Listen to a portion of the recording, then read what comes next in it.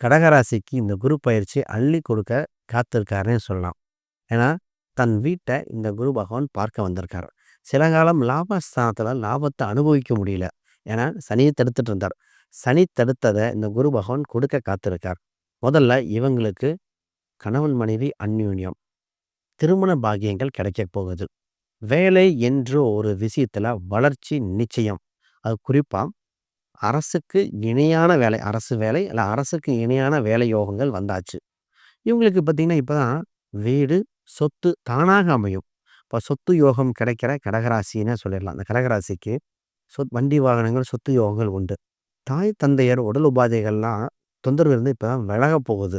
ஆக மொத்தம் இவங்க தாய்மை அடையும் நிலை. இப்ப நெறைய பெண்கள் பார்த்தீங்கன்னா, குழந்தை பாக்கியம் இது அந்த இது தாய்மை அடையக்கூடிய அம்சம் 4ஆம் வீட்டு குரு பார்வை உண்டு.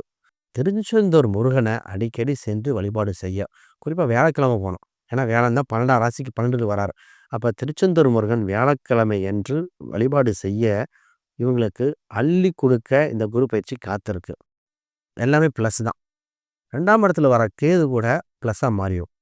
அப்ப இது நல்ல கிரக சேர்க்கையில் ஒன்று.